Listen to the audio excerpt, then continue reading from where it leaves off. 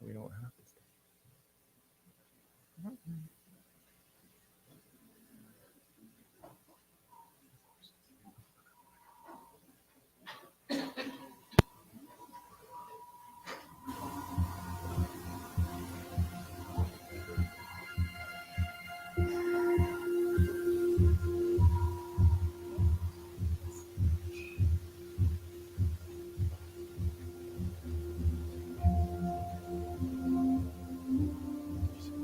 You're gonna be up there. It's all YouTube.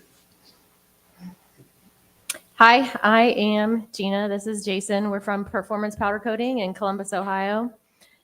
We have coated parts of droids for like 15, at least 15 different people from this group. They send them to us from all over the country.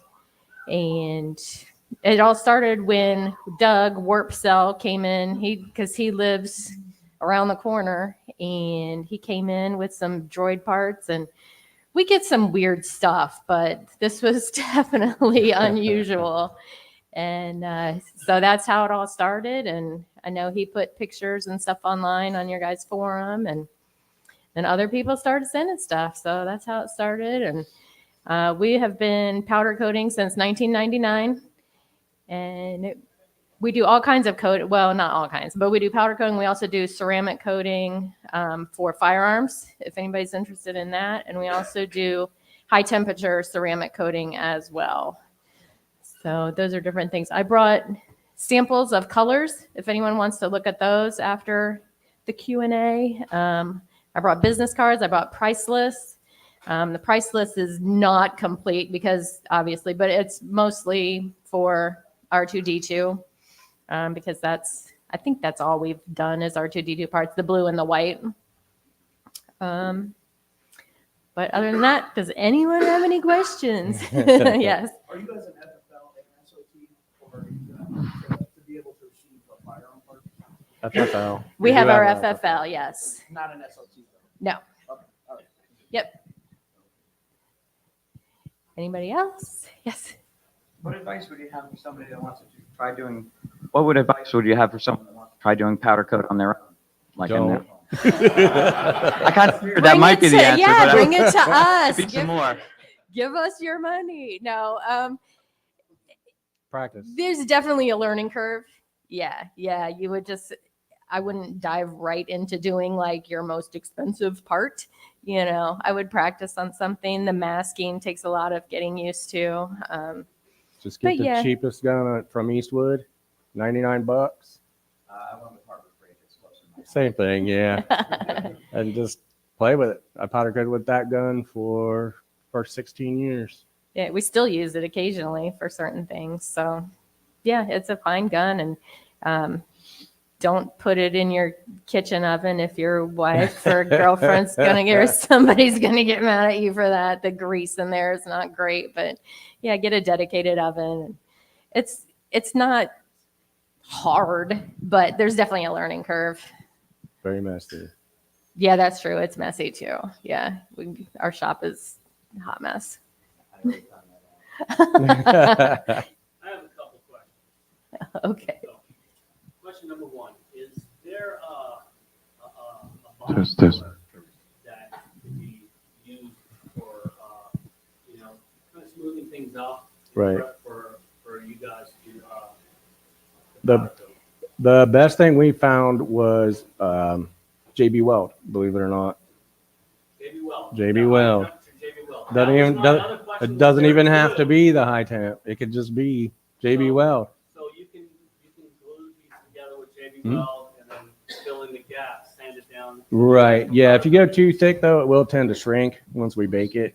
Uh-huh. So you just can't go, I would say 16th inch thick or No, it more. wouldn't be thick at all. It's just- Yeah. If you just a skim, Everybody then knows what I'm getting at. They know why. okay. Not question. What about aluminum brazing or aluminum brazing when? Have you guys powder coated that? Yeah. Brazing's fine. We just can't do over lead because lead will melt because we bake at 400 degrees. Oh, okay. And okay, another option because me and him are on the same page of what we're talking about.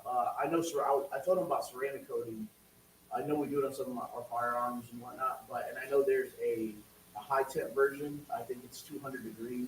I think it's There's 2,000 is our high temp. Oh, it gets cured around 200 to 300. Yeah, the curing Okay, okay. temperature. I know Cerakote came out with a non-baked version. Hmm? What is your opinion on the non-baked version? The durability. I haven't had a chance to actually get my hands on it and play with it and throw it around and beat it up. But have you guys played with it? Have you guys tested it? What's your customer feedback on the non-baked version of the Cerakote? We haven't really messed with a non-bake because we did ask the manufacturer and they said if you can bake it, get the bake because it is a little bit more durable. Plus, you have more color choices with the baked on. Yeah, there's no So- reason. I mean, like scopes and maybe flashlights, maybe stuff that doesn't disassemble completely, that can't handle the $200 to $300 or 200 to 300 temperature. Just there's not that many things that can't handle it. So, because you can do a polymer frame and it doesn't have to necessarily be metal. The polymer will hold up. So we try to use the bake-on whenever we can. Yep. And how does epoxy work at 200 degrees? Just standard epoxy. I know it's hard to say. We never really messed with the actual I epoxy, will send you a part to test. but I have epoxy. I can mess with it, but I do know if it's a carbon fiber or fiberglass piece, Yeah, the epoxies in there will release, gotcha. so it does break down. I know there's a degassing. Right. There's a degassing period that you have, or a point. You have to do it before you cover it. Right. Yep. Okay, perfect. Thank you.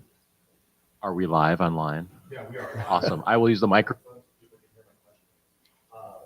I was wondering, as a person who is building stuff, it has been my experience that I've walked into places That I otherwise wouldn't go into as a customer, and I don't know what to ask or how to act or how to be, and people get impatient with that. And so from the customer standpoint, what is a well-prepared customer approach? What does that look like? What how would we prep our parts to hand off to be powder coated? Like, what are things we should knowledge that we wouldn't know that we needed to come to a deli counter and order that sandwich before we get kicked out? Right. Yeah, that's a good question. I would Extra just cheese. I would have your parts separated. If you want these parts blue, these parts white, these parts black, whatever, I would have that separated and well defined for the person who's going to be powder coating.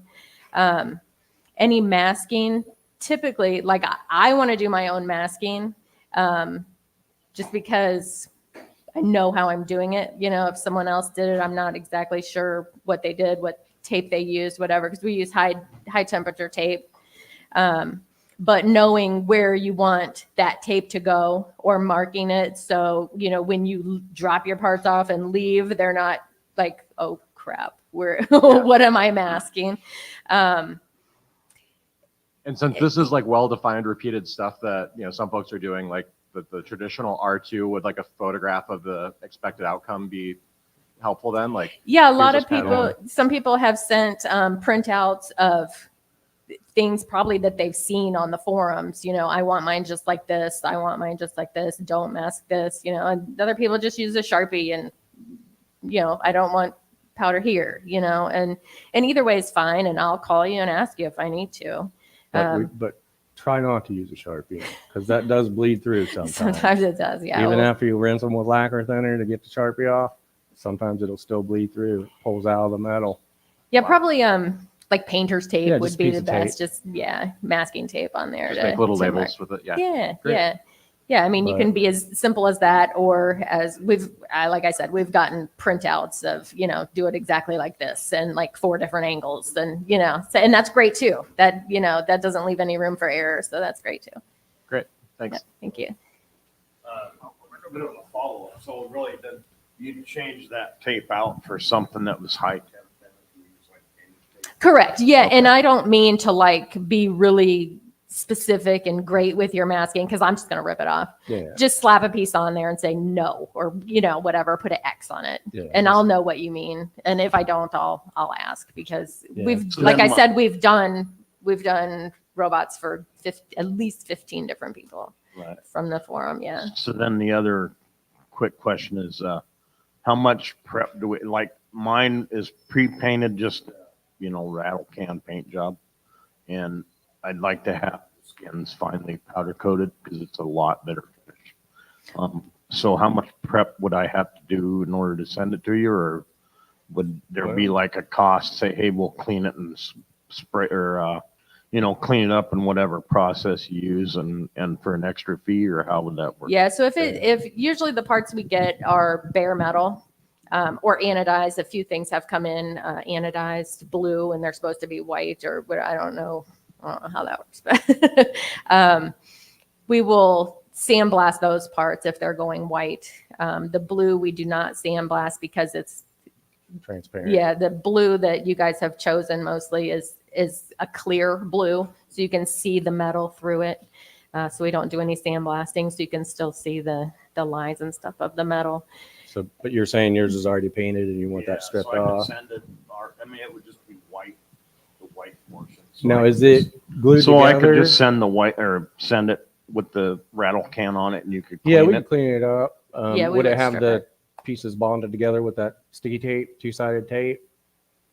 No, I just used E6000. What is that? Some amazing glue. Glue. Okay. Okay. The only Yeah. thing I'd be worried about is, Off. Yeah, okay. because the chemical stripper will probably just dissolve that. I would assume. so if you could get them apart, that'd be ideal, if that's possible. Okay. Yeah, as far as prepping some of those skin parts, I know they come like in a sheet, and then you guys take them apart, and sometimes we've had like little nubbies left on the ends, and like I don't do that. That's on you guys. If you want it smooth, you better get it Yeah. smooth before you send it to me. We don't So do any metal work. so- right, yeah. So I've seen some that maybe could have been a little bit better, but and then some were great. So it just depends on your attention to detail and what you're comfortable with on your robot. Doesn't matter. Yeah. Oh. Microphone. So you found from your experience that the high bond, high temperature tape is sufficient, it survives the heat process? Yeah, whatever tape you guys have been using seems to hold up well in the oven. So I'm not sure what you guys use, but it works well. Hi, I'm one of the 15 people that you're talking Oh, about. you're one of them. So nice to meet you. I want to come You shake your too. hand later. Yeah. I've gotten some questions about the overall process, and I only understand it, kind of very high level. So I think there's some questions about, what is powder coating? How does it work?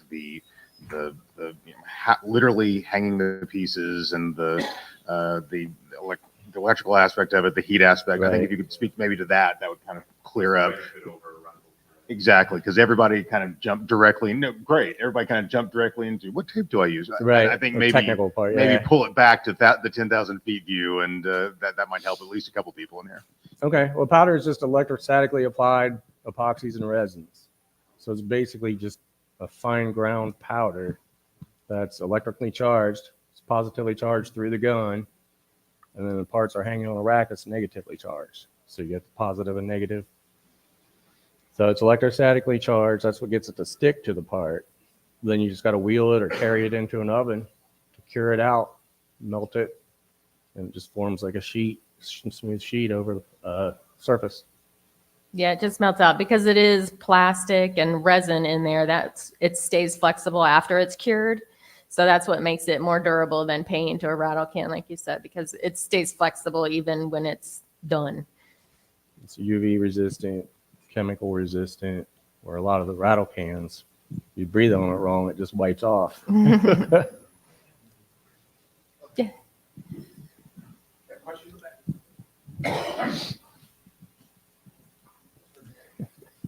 All right. So with paint, we do touch-ups because I guarantee you're going to run your droid into a table or somebody else's droid. How do you do touch-ups on a powder coat if you damage the powder coat? You can also use paint for a touch-up. If you have one that matches or it's close, whatever, you can also do that. technically, if something's damaged with powder, you would strip it and start from scratch. Yeah, there's not a whole like touch up kind of thing with that.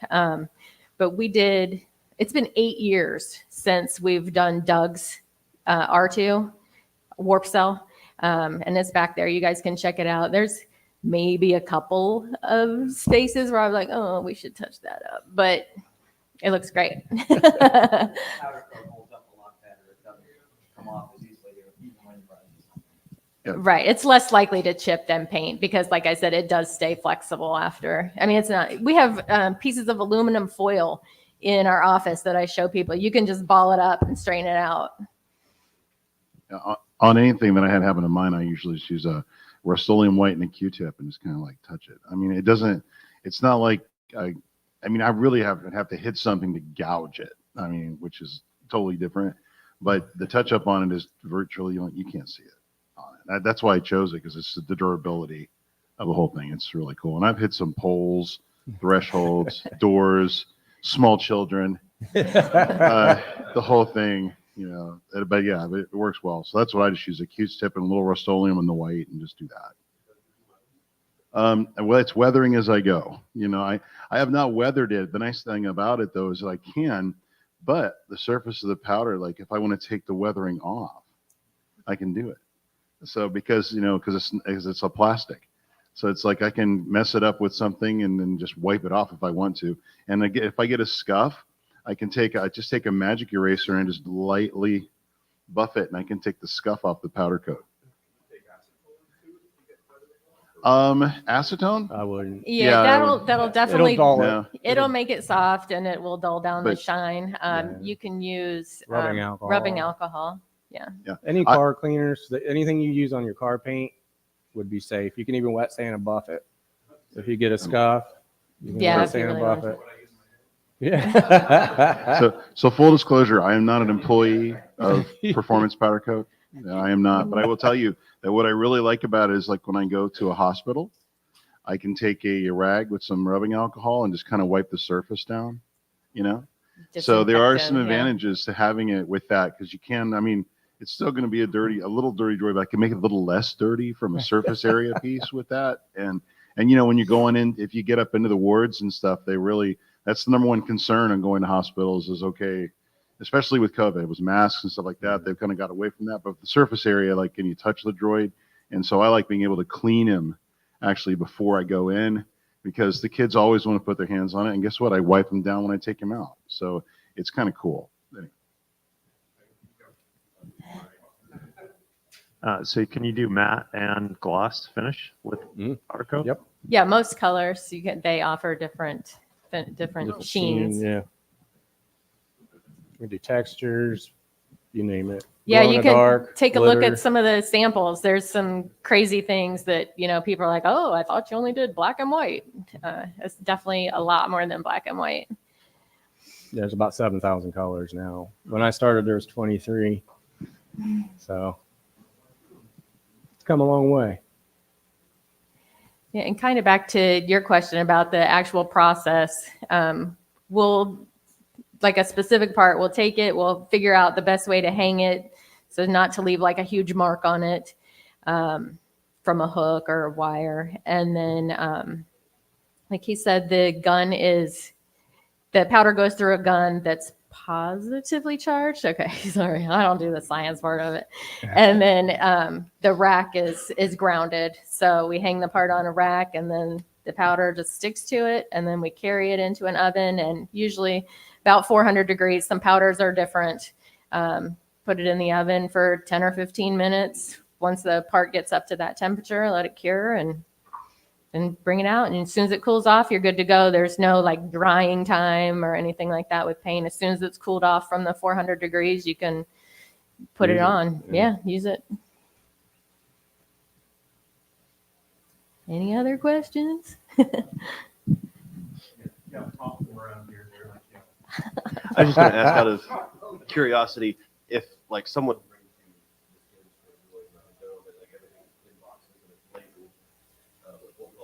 how long like how long is the lead time of like when you get the parts and when everything's done and then return return to the customer? Yeah, so right now it's about 2 to 3 weeks. We're pretty busy. We've got a lot of local customers. But yeah, 2 to 3 weeks. And it also did, like, if you bring the whole droid, maybe a month, so there's a lot of masking on it, and that's really what takes the time. I know a lot of people lately have started wanting the insides of their skins masked. And we did several skins without doing that, but now I don't know what, like fitment maybe. I don't know if you guys discovered that really should be masked off or no coating on that. So yeah, the masking is what takes all the time, because powder, like I said, to actually just powder coat something takes 20 minutes, but with other customers and masking and stuff like that. So yeah, I'm telling everyone about 2 to 3 weeks. And like Doug said, I'm not an employee either. I'm just a fan. One thing I will say is that they did an amazing job of everything from the large skin pieces to the tiny little fiddly pieces. I mean, like every individual little bitty piece of an octagon port or a power coupler. I mean, just things that other people said could not be done, they got it done. So, I mean, my droid's here as well. Warp cells, I'm sure other people's are here as well, but you can see the quality in their stuff. And so, I mean, if you want to know what it's like in the real world, come talk to me. I had an extraordinary experience with them, so they can do it all in. Just That's nice. Yeah, I appreciate thanks. that for sure. They're not giving me a kickback. I might buy them a beer later, but Yeah, I mean, we're just here kind of to give information and stuff, like if someone wants to do it themselves, or obviously we'll take your business, but and I do have price lists, like I said, and if anyone wants to send pieces home with us today, we're open to that. We have some room. That'll save you some shipping, and you just pay for the return shipping. But yeah, we've done a ton of them. So we know the detail that you guys are expecting. Not a lot of shops, like a lot of other shops in our area don't want to deal with the detail and the masking and stuff like that you guys are expecting. That's what I was going to get at, back to his question about how to get it all together and how to talk to them. Try and find a custom powder coat shop instead of a job shop or an industrial coater, because industrial coaters, they're not going to want to do that. They'll probably be the ones that just shoo you away or overcharge you just because they don't want to do it. But you need to find a custom shop that has, wants to do the detail work. So we'd rather do that than a bunch of lawn furniture all day long, which we do that as well. But we like doing the detail, like custom car and motorcycle and robot stuff. We like doing the weird stuff. It's different. Breaks up the day a little bit. What's the craziest or biggest thing you've ever done? The Craziest was we did a stainless steel urinal in gold. A gold. It was a silly story too. This executive guy was playing a prank on another executive guy, and he had people lined up over the weekend, and the guy was going to come into his office to a gold urinal on Monday morning or whatever. All right. That doesn't really sound like a prank to me. That sounds pretty awesome, but but that is the weirdest thing we've done. Our largest oven is 8 foot by 6 foot by 7 foot. So we've done a car subframe. Right. I know that's 3D printed though, so that unfortunately would not. Right. But yeah, we could do it. We could do it if it was metal. Yeah. And that's the other thing. Metal for powder coat. It has to be metal. Aluminum. We can do magnesium. A lot of people shy away from magnesium, but we're not scared. Aluminum, steel, whatever. Anything metal you can do. I was just going to second what Jason was saying. I had used a local shop. I had used them before for a drum project. And then a few years later, I started having them work on my skins in my project. And they had it for close to 7 or 8 months. Oh. Checking on it all the time. And when I dropped it off, they said, yeah, it's kind of slow right now, so we should have it to you in about a month. and I kept checking in. They also do a lot of work for, there's a lot of race teams out of Indy, so they do a lot of work for them. But I guess my point is, they hadn't seen anything like that before. They thought they had done one about 10 years ago, but they couldn't remember. And so I really recommend finding somebody. I agree that. So, in fact, Jason, you might remember I sent you some of my black dome pieces that you redid for me. So Oh, we yeah, were yeah. talking about that yesterday. flaps, yeah. That was yeah. So we appreciate that. And I don't have it here with me, but I'm still working on it. But Okay. I Yeah, wanna those thank were a you. challenge because you didn't want any marks on it. You wanted both sides done. Right. Yeah, he wanted 100%. We just had to levitate it into the oven Right. like this. So it That just worked out real well, though. Thank you Yeah. very much. The force. yeah. We did. Yes, I brought Yeah. business cards. I brought price lists. I brought color samples. Yeah. Oh, I brought some pictures too, like actual physical pictures y'all can look at What are from those? I think it was the last one we did for somebody named Todd. I don't know if he's here, but that's you. Some guy named That's some the guy thing. named Todd. Right, that's the thing too. I don't know. We don't know any of you. Right. I have 15 names in my head, but I don't know if y'all are sitting here or not. And that we do sometimes stuff takes longer, and I'm hoping that I'm good at communicating or something goes wrong. It might have, no, yours, we were ahead of the game. The utility arms, the ones we've gotten recently, the past 2 or 3 jobs, when they go in the oven, they separate. The Mhm. Yeah, we larger just let part them was pass them coming out, around and if there's you like want. 2 prongs that hold it together with some kind of epoxy. Well, that epoxy did not hold up in the oven. So when it came out, it didn't come all the way out, but it was just halfway out. And then the part cooled and then it was stuck like that halfway out. Right. So I can't remember who it was. Maybe a guy named Nick. I sent them back to him and I'm like, look, we'll need to figure out what's going on. But he heated them up in his oven to around 200, I think he said, and he was able to squish them back together. So now we just pre-bake it, put it in the oven beforehand, take it apart, and coat it that way. And then you guys will be responsible for just putting it back together with whatever epoxy you like. Yes, Doug. When we first did my droid, the shells that I had, because the first set of shells I had before I put my own on it were Comet shells. And what I didn't know as a new builder is that they had an oil coating on them. And when they arrived, they had the oil in. I remember this, and I gave them to these fine people, and they put them in the oven with the stuff. And you couldn't tell because the oil was under the metal. It wasn't like on the surface of everything. It was just in there. As soon as it hit the oven and baked out, the oil seeps out, combines with the cloud white. That was interesting. Yeah, that was a good Made mess. this So, like I said, learning curve. Yeah. We're still learning. We don't know Yeah, everything, and people bring us weird stuff. But what I want to say is, but do you mean? what I want to tell you is, and this is what the most important thing with me, and this is what the turning point was like, yes, I'm going to be working with these people, and I'm going to promote these people to the club actively because of what they do. Without even thinking about it, I showed up to the shop. They didn't know me. It's the first story. They thought I was crazy when I first went in there. We And still think you're crazy. Well, yeah. No, now we so know. Right. Yeah, we're surrounded. So Jason brings the foot out and he goes, there was oil under this and it combined with the cloud white, here's what it looks like. And I was like, oh, it looks like this gacky yellow coating on top of the cloud white. It was gross. And he's like, we're going to strip it and redo it. And they did it.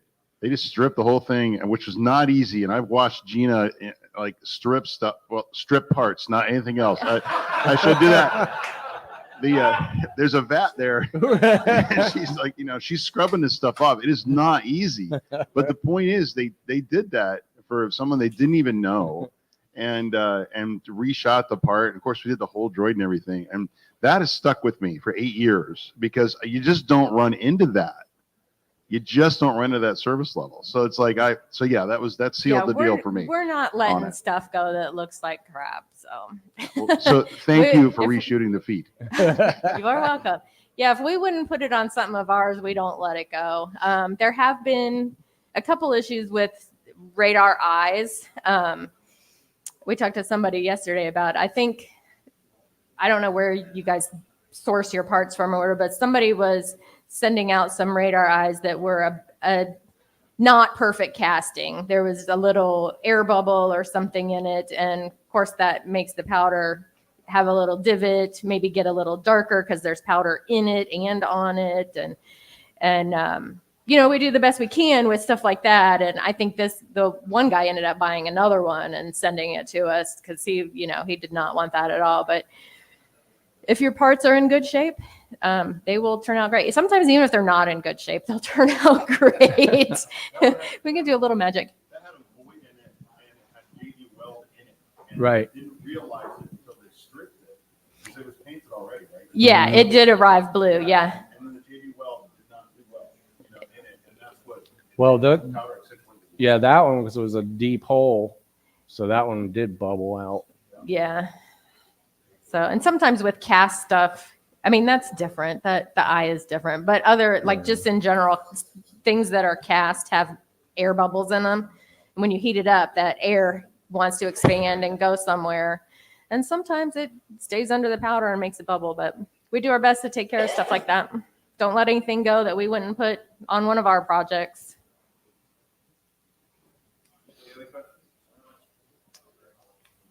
I have a magic mic. No, you might. Okay, that's it. That's great. I mean, if you guys, you're welcome. If you guys want to, I want to talk about. yeah, I was gonna say if anybody wants to come up and ask, questions if you're embarrassed or what, I don't know, whatever. It's more personal. I don't know.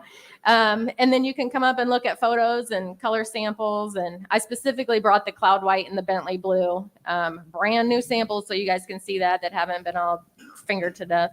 And then tons of other samples too. I noticed there's lots of different colors out here, not just blue and white. So that's cool. All right, that's it. Thank you. Good.